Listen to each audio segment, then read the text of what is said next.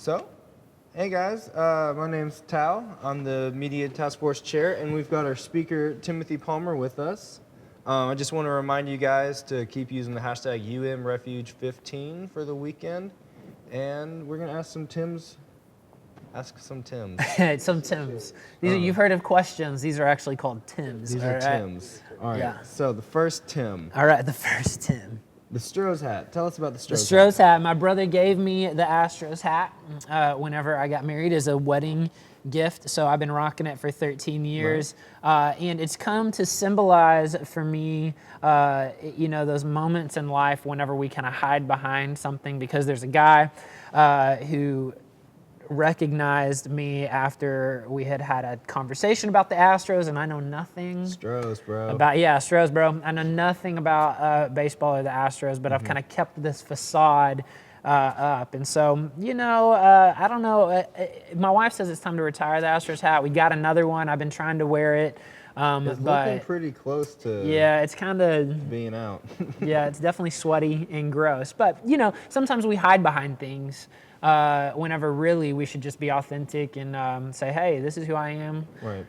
I like music, right. And I don't know anything about baseball. So that's really the invitation for me whenever I get home, is to go and see this other dad at my kids' schools and say, hey, I wear the Astros hat. Yeah, no Stros, bro. I don't know him. So does that answer the Tim?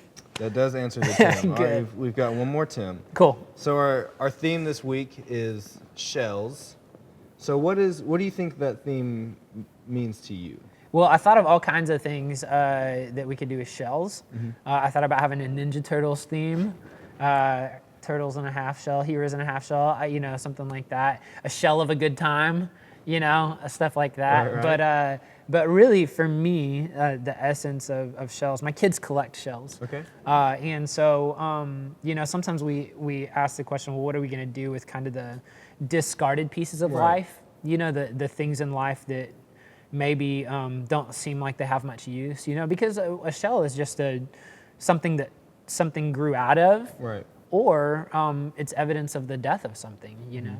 And so in life, whenever we have these broken bits and like these things that we don't know what to do with, maybe what we could do is give them to God, because I think God is the biggest shell collector that there is, Right. And He can take all of those broken bits of our life and He can create, a mosaic of grace, something beautiful mm-hmm.